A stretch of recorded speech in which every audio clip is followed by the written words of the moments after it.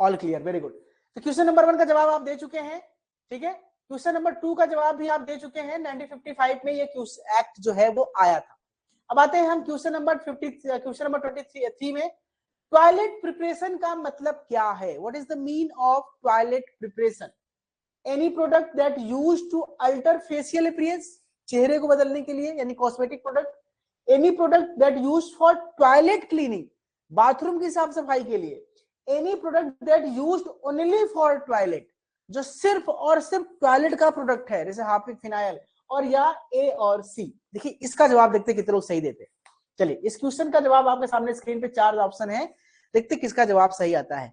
आंचल ने जवाब दिया है बी, और आंचल का जवाब डी हो गया, मतलब आंचल ने जवाब चेंज कर दिया, उन्होंने कहा ए और C, product used for the facial appearance and any product used for the only for the toilet, ठीक है। चलिए बाकी लोग का जवाब, हरदेव ने क्या किया है? डी, अभिजीत ने कहा है डी, सबा ने कहा है ए, ठीक है। मैं जवाब देता हूं, इसका जवाब ऑप्शन नंबर ए हो ही नहीं सकता। ये कह रहा है कि जो फेशियल अपीयरेंस को अल्टर करने के लिए इस्तेमाल होता है वो क्या होते हैं? वो कॉस्मेटिक्स होते हैं, वो तो होगा नहीं। ऑप्शन नंबर बी कह रहा है any product that used for toilet cleaning, कोई भी प्रोडक्ट जो टॉयलेट क्लीनिंग के लिए इस्तेमाल किए जाते हैं वो हमारे इसमें आते हैं, बात तो सही है। सी कह रहा है कि any product that used only for toilet, क्या टॉयलेट प्रिपरेशन ही केवल आते हैं? क्या टॉयलेट प्रिपरेशन के अलावा काफी और कुछ नहीं आते हैं? जी नहीं, टॉयलेट प्रिपरेशन के अलावा अल्कोहल, सिरप, अल्कोहल वाले सिरप भी आते हैं। इट मींस सी भी गलत है और डी भी गलत है, ऑप्शन नंबर बी सही है। टॉयलेट में इस्तेमाल करने वाली चीजों को टॉयलेट प्रिपरेशन एक्ट में आता है, लेकिन सिर्फ टॉयलेट वाले नहीं आते, और भी चीजें होती हैं। ऑप्शन नंबर सी जिन्होंने जवाब दिया है वो सही है। क्वेश्चन नंबर, एक्सप्लेनेशन मैंने यहाँ पे दिया हुआ है इसका। क्वेश्चन नंबर 4, नारकोटिक का मतलब क्या है? आपने नारकोटिक एक्ट पढ़ लिया है, नारकोटिक का आंचल का मैं पढ़ लेता हूँ कमेंट। सर कंफ्यूज हो गई ऑप्शन में। हाँ बेटा यही होता है ना, कभी कभी जब क्वेश्चन बहुत इजी होते हैं ना तो उसके ऑप्शन में बड़ी कंफ्यूजन होती है, अरे ये तो ये भी हो सकता है, अरे ये भी हो सकता है, ठीक है। तो इसलिए कभी भी जो आसान क्वेश्चन लगे, मैं बार बार रिपीट करता हूँ, उसके आंसर को 2 बार 3 बार जरूर ऑप्शन पढ़िए, क्योंकि बहुत आसान क्वेश्चन गलत हो जाते हैं। नारकोटिक का मतलब क्या है? कैनबिस, इंडियन हेम्प, ओपियम या सभी? इसका जवाब ऑलमोस्ट सबने दे दिया है, option number D is correct, all of them. Question number 5 की बात करते हैं। डीनेचर्ड स्पिरिट या डीनेचर्ड अल्कोहल क्या होते हैं? देखिए डीनेचर्ड अल्कोहल या स्पिरिट बनाए जाते हैं खासतौर पे प्रिपरेशन के लिए। किस प्रिपरेशन के लिए? हम लोग हॉस्पिटल वगैरह में इस्तेमाल करते हैं, स्पिरिट वगैरह इस्तेमाल करते हैं।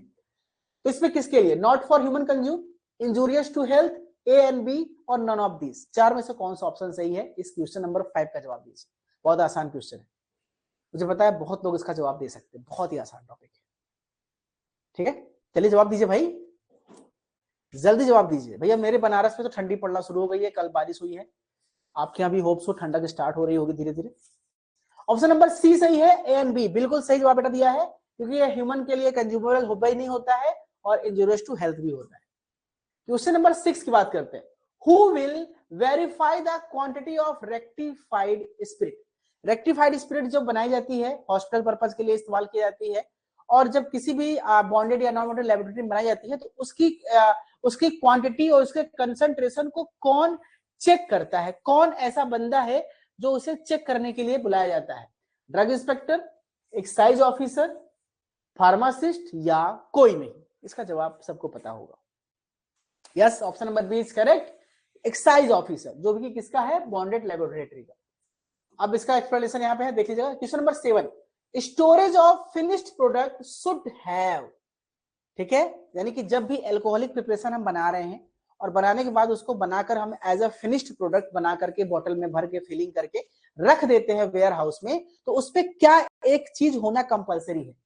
प्रिपरेशन का नाम, बैच नंबर, एल्कोहल का स्ट्रेंथ या सभी?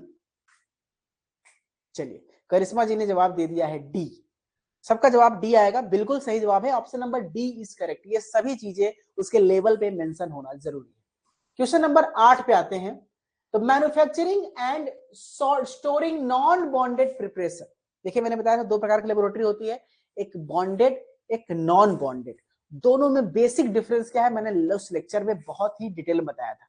अब आपको उसके हिसाब से जवाब देना है कि अगर नॉन बॉन्डेड लेबोरेटरी है, उसमें हमें कुछ भी मैन्युफैक्चरिंग और स्टोर करके रखना है, तो हमें लाइसेंस लेना पड़ेगा प्रीमाइसेस का पहले, या हम कोई कभी भी कर सकते हैं, या केवल हम फार्मासिस्ट के सामने कर सकते हैं, या इसमें से कुछ भी नहीं।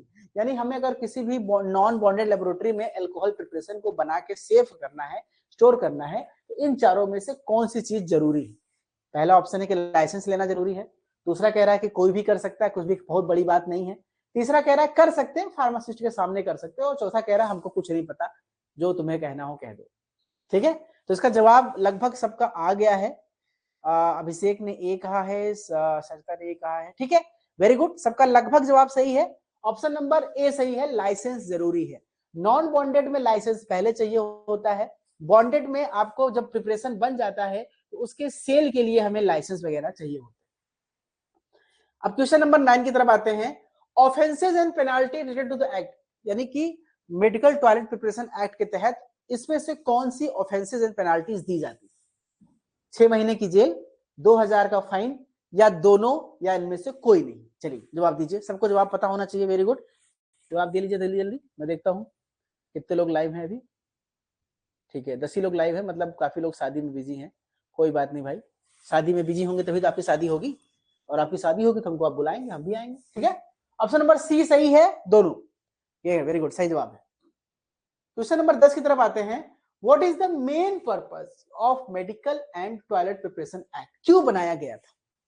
क्या बेसिक रीजन था सरकार ने इस कानून को क्यों बनाया? मैंने आपको वहां जब पढ़ाया था बताया था कि अंधाधुंध लोग शराब पी रहे थे, अंधाधुंध लोग शराब बना रहे थे, अंधाधुंध लोग शराब बेच रहे थे, सरकार को कोई फायदा भी नहीं हो रहा था, लोग मर भी रहे थे, लोग नशा भी कर रहे थे, क्राइम बढ़ रहा था।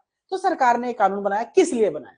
पहला कहते हैं कि अल्कोहल के मिसयूज को रोकने के लिए, दूसरा पैसा कमा सके टैक्स कलेक्शन के लिए, एक्साइज कलेक्शन के लिए, तीसरा कह रहा है दोनों के लिए, और चौथा कह रहा है इसमें से कुछ भी नहीं।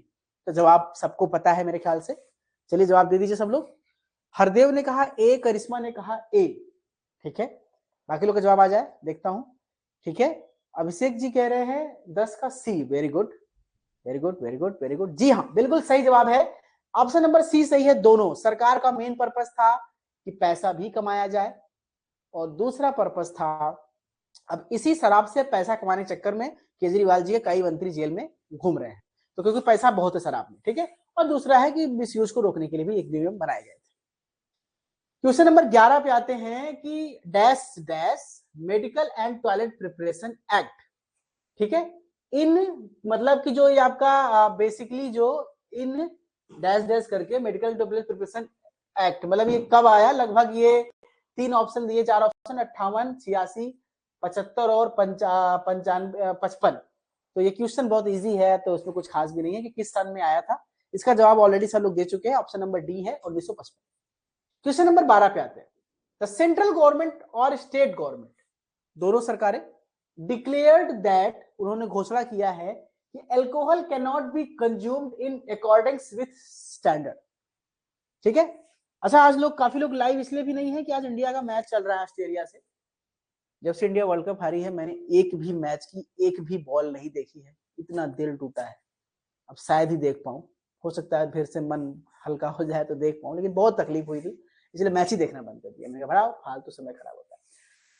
हाँ, तो मैं क्वेश्चन पे क्या कह रहा था कि सेंट्रल गवर्नमेंट और स्टेट गवर्नमेंट जो डिक्लेयर करते हैं अल्कोहल, जो कि हम कभी भी इसको कंज्यूम नहीं कर सकते हैं, वो कौन सा अल्कोहल है? डीनेचर्ड स्पिरिट है, रेक्टिफाइड स्पिरिट है, सिंपल स्पिरिट है, या नन ऑफ द अबव? इसमें से कौन सा स्पिरिट ऐसा है जिसको हम कंज्यूम नहीं कर सकते? Yes, very good, option number A is correct, denatured spirit. Question number 13, medical and toilet preparation should be issued in bottles और containers of not less than capacity.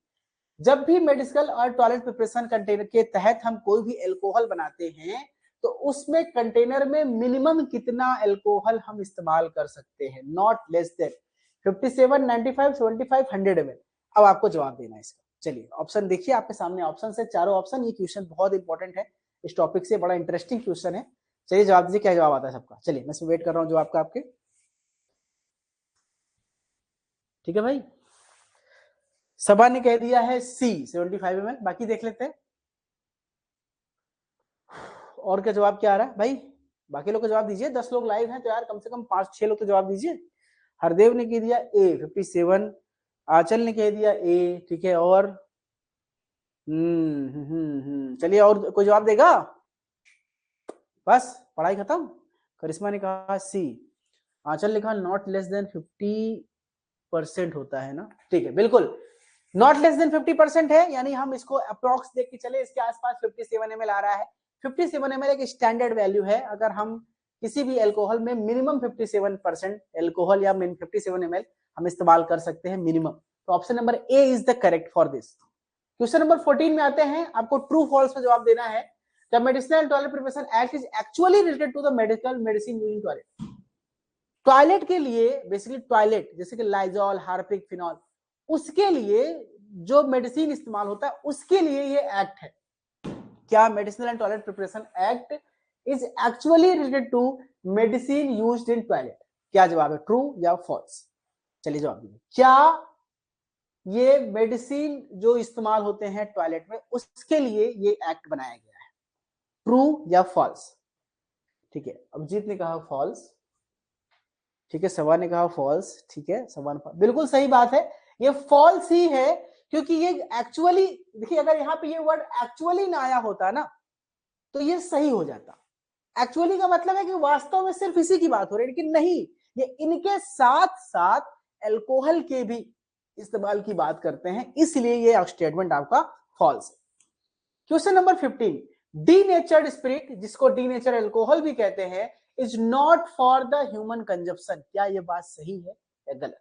इसका भी जवाब सबको पता है, बहुत आसान क्वेश्चन है और बहुत आसान जवाब है, सबको मेरे ख्याल से जवाब इसका पता होना चाहिए। बिल्कुल सही जवाब है, ये ह्यूमन कंजप्शन के नहीं होता है, option number A is correct, true. Question number 16, the medical and toilet preparation act comes in force from 1 अप्रैल 1957। आपको पता है ये एक्ट पास हुआ था 1955 में, लेकिन ये कह रहे हैं भैया कि 2 साल बाद 1 अप्रैल 1957 को लागू हुआ पूरे भारत में। तो क्या ये सही कह रहे हैं या गलत कह रहे हैं? चलिए जवाब दीजिए। बिल्कुल सही जवाब है, ट्रू। मैंने आपको पढ़ाया था कि कानून पास होने के बाद भारत सरकार ने इसे 2 साल के बाद 1 अप्रैल 1957 को लागू किया था।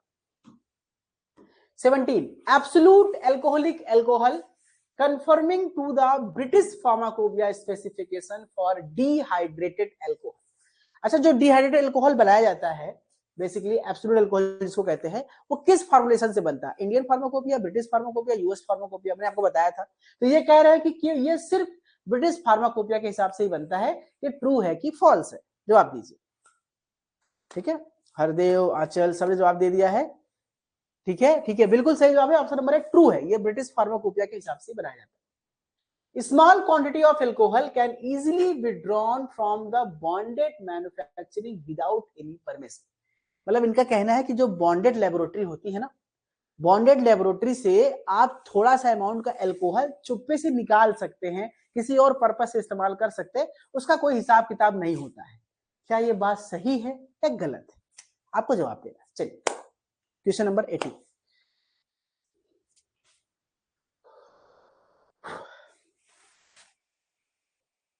बोलो भाई, जवाब दो। फॉल्स, सबा ने कहा फॉल्स, सब ने कहा फॉल्स, बिल्कुल सही जवाब है, ऑप्शन नंबर बी सही है, फॉल्स। जी हाँ, गलत है।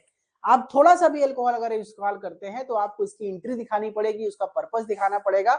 जबकि मैंने आपको जब ये टॉपिक पढ़ाया था तो मैंने आपको बहुत ही अच्छे से इसको एक्सप्लेन किया था। Question number 19, which regulatory body is responsible, कौन सी भारत सरकार की रेगुलेटरी बॉडी जो है वो रिस्पॉन्सिबल है for overseeing the implementation of the medical and toilet preparation act 1955।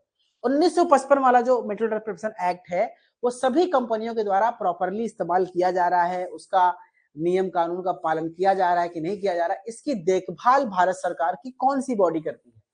Central drug standard control organization CSCO, या फूड सेफ्टी ऑर्गेनाइजेशन, या इंडियन फार्मास्यूटिकल एसोसिएशन, या ministry of health and family welfare.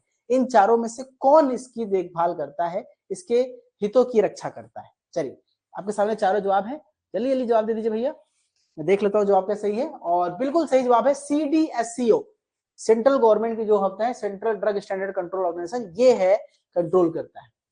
Question number 20 यहाँ पे आते हैं, Which of the following is not a primary objective of the medical and toilet preparation act? इन चारों में से कौन सा प्राइमरी ऑब्जेक्टिव नहीं है medical and toilet preparation act का? ऑप्शंस है regulating the quality of drug and cosmetic, ensuring safety and efficacy of pharmaceutical products, controlling the production and distribution of alcohol, overseeing labeling and packaging of standard of the medicine। इन चारों में से कौन सा basically हमारा इस act का basically primary objective नहीं, ये आपको बताना है। ठीक है, चलिए ऑप्शन नंबर ए बिल्कुल सही जवाब है बेटा, क्योंकि कॉस्मेटिक्स का जो कंट्रोल है वो ड्रग एंड कॉस्मेटिक एक्ट के अंतर्गत आता है, वो इसके अंतर्गत नहीं आता है। Question number 21, what is the purpose of the batch number on the pharmaceutical product? जब भी कोई प्रोडक्ट बनता है किसी इंडस्ट्री में तो उस पर एक बैच नंबर स्पेसिफिक होता है। हर बार जो नया बैच बनता है एक नया बैच नंबर दिया जाता है, तो उसका इस्तेमाल क्यों किया जाता है, क्या पर्पज है उस बैच नंबर को देने का? प्रोडक्ट के आइडेंटिफिकेशन के लिए, आइडेंटिफिकेशन मतलब कि कब का बना है, कैसे बना है, किस दिन बना था, या ब्रांड के प्रमोशन के लिए, या मैन्युफैक्चरर की पर्सनल कोड के लिए, अपनी पर्सनल जानकारी के लिए, या टैक्स वगैरह के नियम के कानून के हिसाब से। तो ऑप्शन चारों में से कौन सा ऑप्शन सही? चलिए जवाब दीजिए सब लोग। चलिए मेरे पढ़ने से पहले ही काफी लोग का जवाब आ चुका है। ऑप्शन नंबर ए सही है, प्रोडक्ट के आइडेंटिफिकेशन के लिए। क्वेश्चन नंबर 22 पे आते हैं, which department oversees the quality control of drug and cosmetic under the medical toilet preparation? यानी medical and toilet preparation act के अंतर्गत जो भी अल्कोहल बनाए जा रहे हैं उनकी क्वालिटी कंट्रोल का काम कौन देखता है? Department of pharmaceutical, ministry of commerce and industry, drug controller general of India, या मिनिस्ट्री ऑफ कंज्यूमर अफेयर्स? जहां पे ड्रग की बात होगी वही तो मंत्रालय देखेगा। Option number C is correct, very good, सही जवाब है आपका, drug controller general of India. Question number 21 पे आते हैं, ये 21 ये रिपीट हो गया है। What does the term toilet preparation refer in the, इस मेडिकल टॉयलेट प्रिपरेशन का मतलब क्या है? टॉयलेट प्रिपरेशन का डेफिनेशन क्या है? Product use only for toilet, personal care and hygiene product, cleaning agent for bathroom, medical devices for sanitation. इन चारों में से कौन सा टॉयलेट प्रिपरेशन के अंतर्गत यानी माना जाता है, जिसको हम मानते हैं कि टॉयलेट प्रिपरेशन है? चलिए जवाब दीजिए भैया सब लोग जल्दी जल्दी, देखते हैं किसका जवाब सही आता है। स्मिता ने कहा सी, क्लीनिंग एजेंट फॉर बाथरूम। चारों ऑप्शन ध्यान से पढ़िएगा, अच्छा क्वेश्चन है ये वैसे।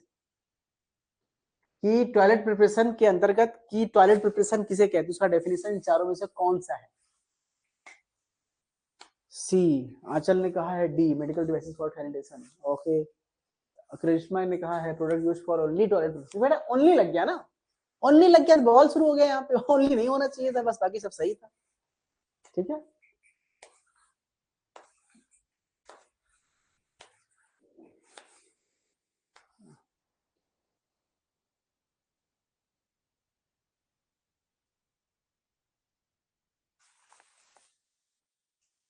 अच्छा आपने पिछले क्वेश्चन का आंसर दिया है, ठीक है। तो इसका आपका सही जवाब है बेसिकली वो है personal care and hygiene product. इन सब में अल्कोहल का इस्तेमाल होता है, और हाइजीन के अंतर्गत आपके बाथरूम वगैरह भी आ जाते हैं, टॉयलेट प्रिपरेशन भी आ जाते हैं। ये ऑप्शन सही होगा। क्वेश्चन नंबर आता है 22, what is the primary objective of the medical and toilet preparation act? ठीक है, प्राइमरी ऑब्जेक्टिव क्या है, ये ऑलरेडी हम लोग शायद क्वेश्चन देख चुके हैं। ठीक है, तो है रेगुलेटिंग अल्कोहल प्रिपरेशन। चलिए आगे बात करते हैं। Question number 23, which regulatory body has the authority to grant licence? हाँ, मैन्युफैक्चरिंग ड्रग इस एक्ट के अंतर्गत आपको बॉन्डेड नॉन बॉन्डेड लेबोरेटरी का जो लाइसेंस है वो कौन देता है? FSSAI देता है, या CDSCO देता है, या ministry of health and family welfare देता है, या drug controller general of India DCGI देता है?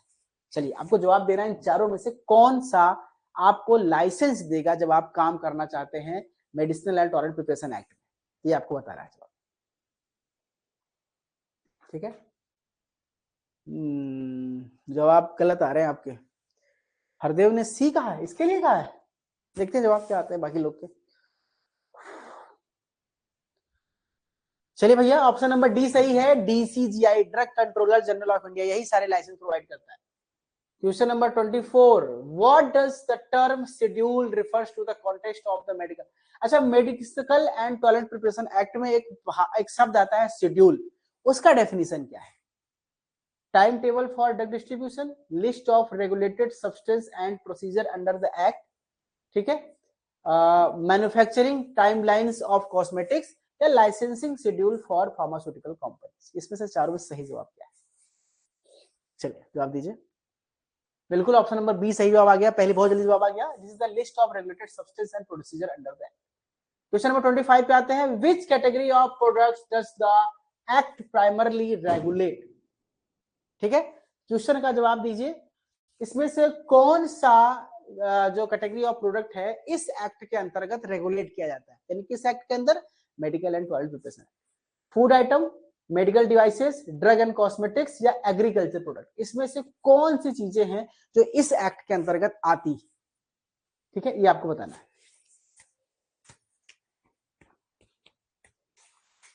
सबा ने कहा ड्रग एंड कॉस्मेटिक्स, ठीक है, बाकी लोग का जवाब क्या है? कितने क्वेश्चन बचे भाई? अच्छा आखिरी क्वेश्चन है 20 का बी, मेडिकल डिवाइसेस नहीं बेटा, डिवाइसेस में तो इक्विपमेंट्स भी आ जाते हैं ना, वो तो उसमें तो आप आई ले ही नहीं सकते, उसमें अल्कोहल कहाँ इस्तेमाल हो रहा है। जी हाँ, ड्रग एंड कॉस्मेटिक्स, जितनी भी अल्कोहल प्रिपरेशन है वो ड्रग या कॉस्मेटिक्स में आते हैं, या तो ड्रग में आएगा या तो कॉस्मेटिक्स में आएगा। तो कुल मिला के ऑप्शन नंबर सी सही है, ड्रग एंड कॉस्मेटिक्स। तो ये हो गए आपके ओवरऑल 25 क्वेश्चन जो हमने आज की क्लास में कवर किए, ठीक है।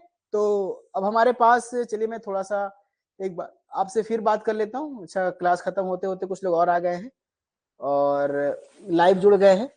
तो चलिए भैया बताइए कि आज का सेशन कैसा रहा? कितने लोग थे जिनको आज के सेशन में किसी प्रकार की दिक्कत आई, जैसे कि स्क्रीन नहीं दिख रहा है, आवाज क्लियर नहीं है, और स्क्रीन बार बार बंद हो जा रहा है, स्क्रीन शेयर करके भी मैंने आपको शुरू में दिखाया था वो भी हो रहा था। तो मेरे ख्याल से कोई दिक्कत आज की क्लास में मुझे तो नहीं हुई।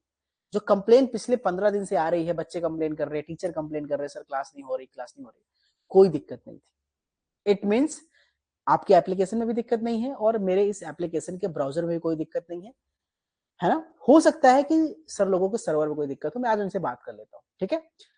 चलिए कोई बात नहीं, मैं इसी दिक्कत को चेक करने के लिए मैंने आज क्लास लिया है।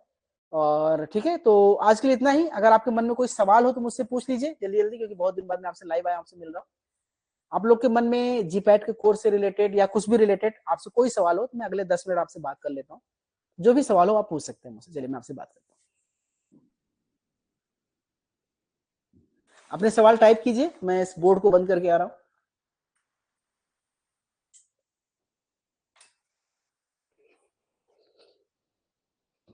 कोई सवाल है भाई किसी के पास? हरदेव कैसी चली पढ़ाई आपकी? अगला टेस्ट का टाइम आ गया, अगला टेस्ट लिया जाए आप लोगों का। मेरे ख्याल से 5 या 6 टेस्ट हो गए। नंबर्स ऑफ पीपुल्स घटते जा रहे हैं धीरे धीरे। बेटा जीपैट का पेपर मान के चलो कि अप्रैल मई में ही चांसेस हैं, उससे पहले तो मुझे नहीं लग रहा हो पाएगा। वैसे जो शेड्यूल सर्कुलर आया था उसमें तो बताया गया था कि मार्च में ले लेंगे, लेकिन चांसेस कम ही है। अप्रैल तक लेके चलिए आप लोग। और कोई टॉप क्वेश्चन आपके? पढ़ाई में कोई दिक्कत आ रही हो, पढ़ाई से रिलेटेड कोई दिक्कत आ रही हो, कुछ भी और दिक्कत हो मुझसे पूछिए, बात करिए, बताता हूँ मैं।